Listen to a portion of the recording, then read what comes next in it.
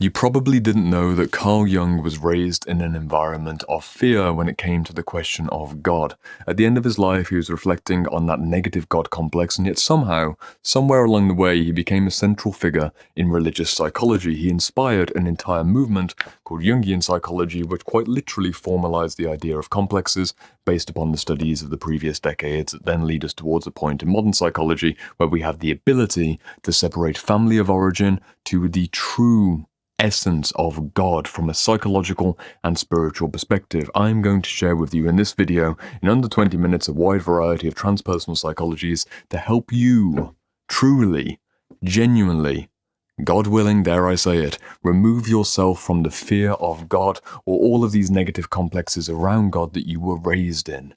No matter whether you were raised Christian or Muslim, whether you were raised atheist or agnostic, I'm going to give you a 3-stage paradigm to move from the family story, the fear-based story, into a more authentic, more self-actualizing, and some would say more truthful experience of the question of God.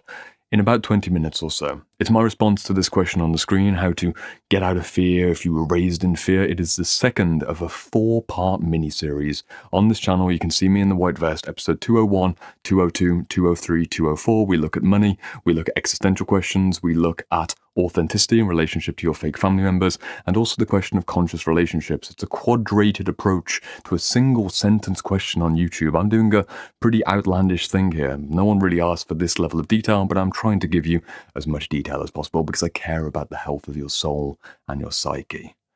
Let's break down the concept of a complex from Carl Jung's perspective or from the formal Jungian psychology perspective before going into the God complex in particular. A well-recommended book on the channel, Jung's Map of the Soul by Murray Stein, quoting from the book, Structure of Complexes, just a sentence or two to whet your appetite. Encourage you to get the book for yourself. It is the best introduction on the question of Jungian psychology, all the complexes, anima animus, projections, recollections, and a variety of archetypal things. Get this book. Quoting from the book, what are we dealing with here? Jung describes it as being made up of associated images and frozen memories of traumatic moments that are buried in the unconscious and not readily available for retrieval by the ego. That is the complex. Associated feelings, buried memories, not available to ego consciousness, basically the early conditioning familiarly and culturally that you survived through. That's all the theory for now. Let's go into a bit more of a subjective experience from Carl Jung himself in regards to his journey from negative God complex towards a more authentic search for God on his terms based on a wider tradition, which will, coincidentally, mirror the structure that I'm going to bring forwards in this video. Quoting from page 63 of Memories, Dreams and Reflections, just so you understand what little Carl was going through, born into a religious family, he said in reflection at the end of his life in his 80s, "Church gradually became a place of torment to me." Maybe you can relate. For there men dared to preach aloud, I'm tempted to say, shamelessly, about God, about his intentions and his actions. There people were exhorted to have those feelings and to believe that secret which I knew to be the deepest, innermost certainty, a certainty not to be betrayed by a single word. What is Carl talking about here? What is this secret that he is indicating to? Well, a few pages earlier, we actually see little Carl, even from a tender age, going into his father's library, quoting from the book. I rummaged through my father's library, reading whatever I could on God, the Trinity, Spirit, and consciousness. I devoured the books, but came away none the wiser. I always found myself thinking, quote, they don't know either.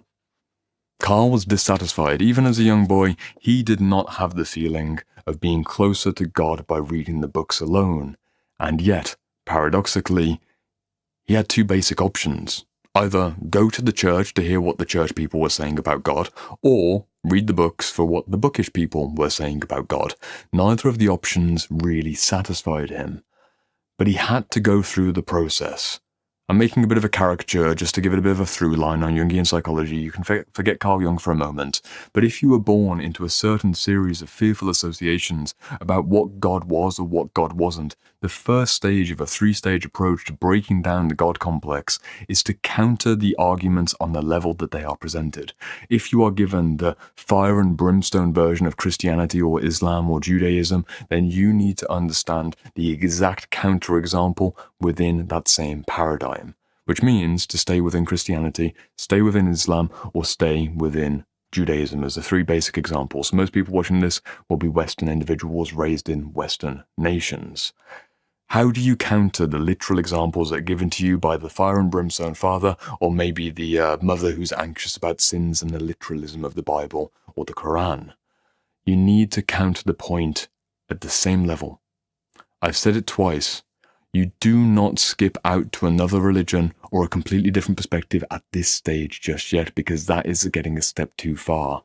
The first honest moment of inquiry is to look at what other people are saying within the religion that you were born into, and that tends to be looking at other figures in your religious structure. So, for example, other people at the church or the synagogue or the mosque, what they're saying about God. That's one of the early things. Okay, my family has this certain story, but does everyone in my local community also have this same story? Are there any exceptions within the family of origin and the immediate culture? Are there any exceptions in the books or material that I can find? That's the first stage of breaking free of the fear. But it's clearly not the final stage. All that little Carl could do in his initial upbringing at the turn of the century is find the books in his father's library, who was also a religious figure. I believe he was also a priest, and try and talk to the people at the church. But again, he was fearful because it seemed incomplete. Stage 1 doesn't last very long. Spoiler alert, stage 1 lasts a very short period of time, because fundamentally, you know that you can't find the answers to the hypocrisy or the fear within the religious environment that you were born into if you stay within the environment. You need to progress to the second stage of unraveling the God complex. The unconscious associations, the reinforced convictions of those around you, you need to step out of it. This is the classic stage of someone being born Christian and then they go through their atheist edgy stage, or for me, conversely, to be born into an atheistic family and then go through your religious phase. For me, it was moving more towards Buddhism in my teen years, getting into meditation. I didn't resonate with any traditional religions, but I went from atheist to my edgy Buddhist stage, as it were, as a teenager. It doesn't really matter. The principle is that psychic energy leaves the religious culture that you were born into and it goes somewhere else. This is the stage of exploring alternatives. To truly unravel the God complex requires an honest inquiry into the nature of faith, the nature of the soul, and the nature of God, and I would be greatly disservicing you if I didn't recommend Huston Smith and the World's Religions. Huston Smith is widely reclaimed as one of the boasts. He's one of the boasts. He's one of the boastful religious teachers. He's one of the most widely revered teachers on world religion. Fundamentally, it's one book that I'm giving you about the perennial theology. Are there continual threads across the different world religions, and can you find them? A top tip for the video: yes, there is, and also you should probably spend several years making an honest inquiry. Have you really made an honest attempt to step out of the family narrative if you haven't surveyed, at the very least, the major religions of the world? There's 1 billion Christians and 1 billion Muslims, roughly speaking. How many Christians and how many Muslims have actually read the opposite holy book? I mean, for me personally, spontaneous moment. I keep a copy of the Bible and the Quran on my desk at all times. They are side by side, right there on the desk. Even though I lean more towards Christianity, I also have a wide viewership who do come from an Islamic background. And for me at this stage of my spiritual development, although I'm not particularly attached towards either faith, to understand and then be reminded of the primary spiritual base for the majority of religious people on the planet. Again, billions of people who are within traditional systems, they're either Christian or they're Muslim. It's useful for me as a teacher because I need to be calibrated towards what certain people have been raised into. If I'm sharing an idea on romance and intimacy, and I'm ignorant of the fact that billions of people have this kind of belief system in their family of origin story, I'm not doing a good job as a teacher. I'm blind to the fact that they won't be receptive to certain ideas unless I walk it through in a certain way. But how many people have read both the Bible and the Quran? Maybe more than most people in terms of my channel viewers. Maybe people here have read both. Maybe you've read all the world's religious texts, in which case, good, you are doing the second stage honestly. You're looking at the perennial philosophy. You're trying to find the connections, not just from the ones that have been reinforced to you, but the global, historical truths that all the major faiths seem to come to. But this isn't enough. It's a topic that we've been talking about inside the Shadowwork Library, coaching and curriculum. It is a place, for these seminars. I'm doing the advertising thing. I have a private coaching community. We talk about these topics every single week. I've just made it so that these seminars are every single Sunday, 90-minute seminars, like a best master's environment you've ever been to. You are going to get all of this conversation every single week inside the Shadowwork Library. The link is in the description. I've spoken about it more elsewhere. I'm just giving a little bit of a open door invitation if you're enjoying what we're talking about so far. We do it every single week on Sundays with other smart members in very intimate groups of about 20 people weekly. And you've got the whole rest of the year to make benefit of this, as well as the curriculum. It took me 4 years to put together and will take you a year to work through. Little promo advertising break aside. If you have fully done the perennial philosophy thing, it's then the most interesting part of the journey. To move from the fear of the family and to move from the religious conditioning that you were raised in and get to a more authentic state of religiosity or spirituality, you firstly learn about the world's religions, but then secondarily, you need to learn about consciousness studies through things like spiral dynamics, and I would say, quite importantly, Ken Wilber's work on integral theory, especially a book like The Religion of Tomorrow.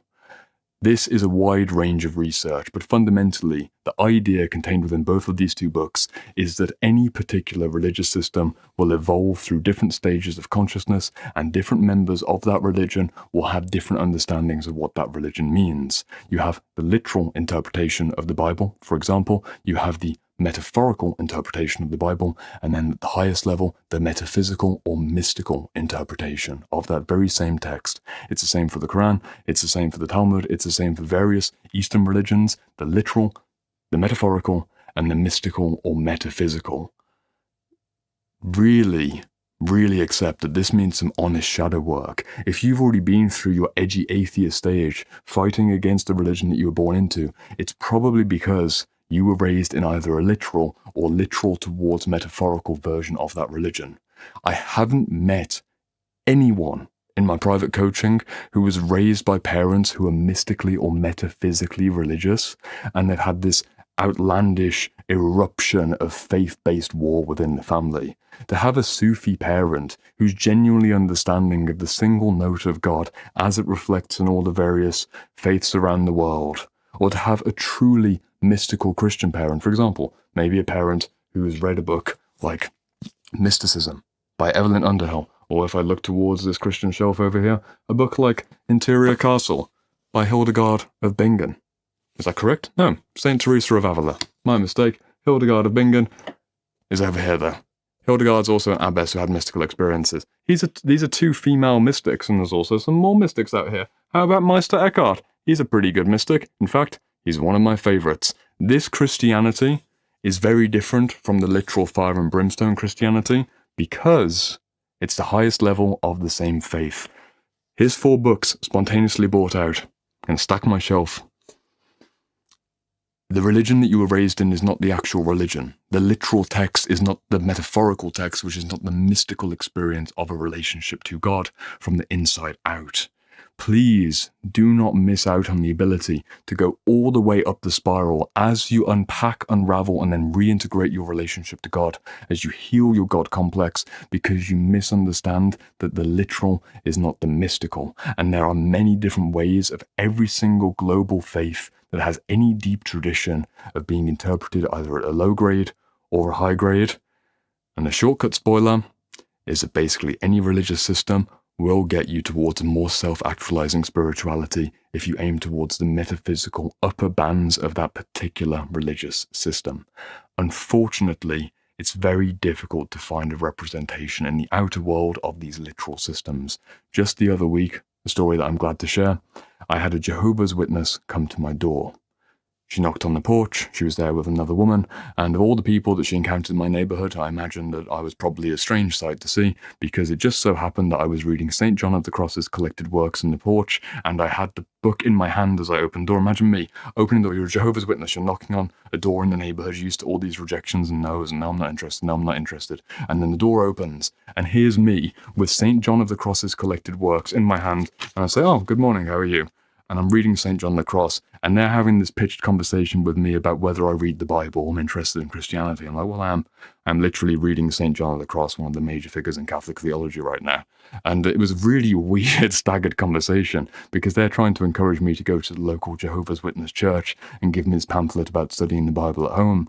And I'm trying to contain my normal face, like, oh, that sounds good, but realistically, I'm not going to be joining your church. And you know how Jehovah's Witnesses can be if they're on the missionary kind of moment.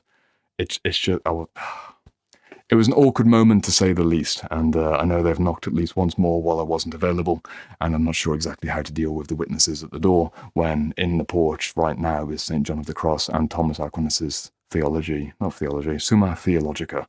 Theology of the body is something else by the Pope. That's all in the porch.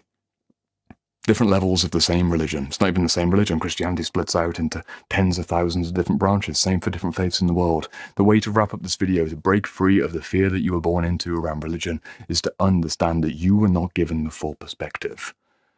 Unfortunately, you were given a very limited perspective. Even if, like me, you were raised in an edgy atheist family, my parents were actively against all things religion. It was very much the scientific, well, not even scientific, very well represented, more of the existentially dreadful, apathetic approach towards life, that there's no meaning to any of it.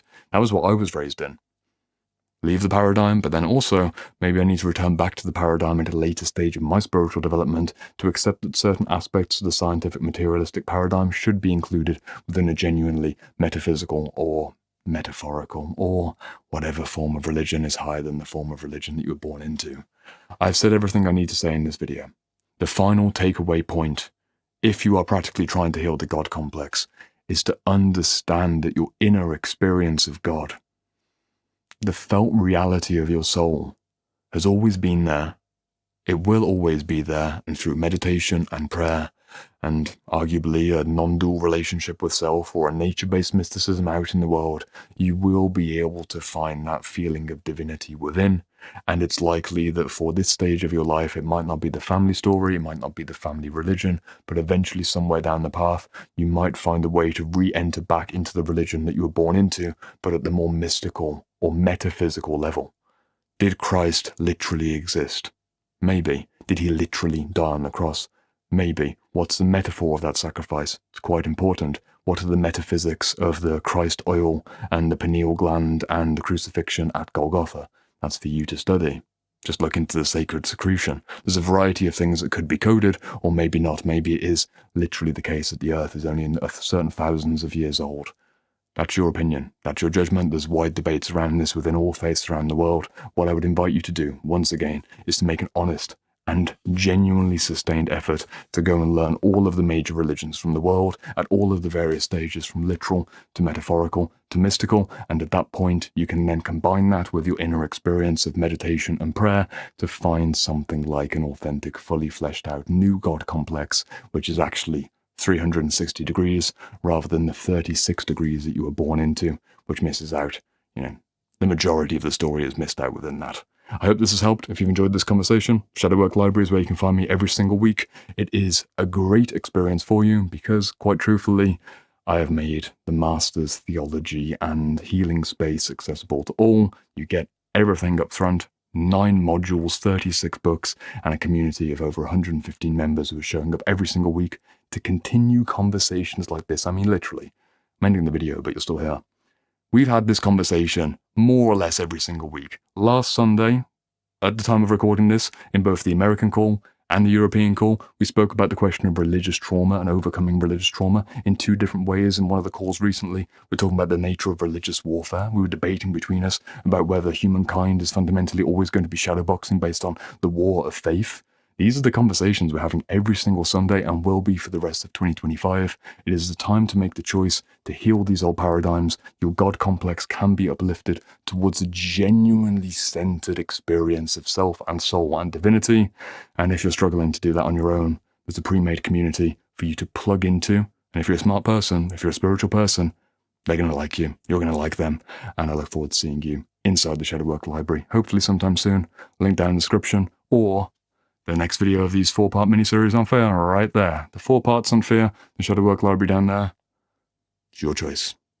I'll be there either way.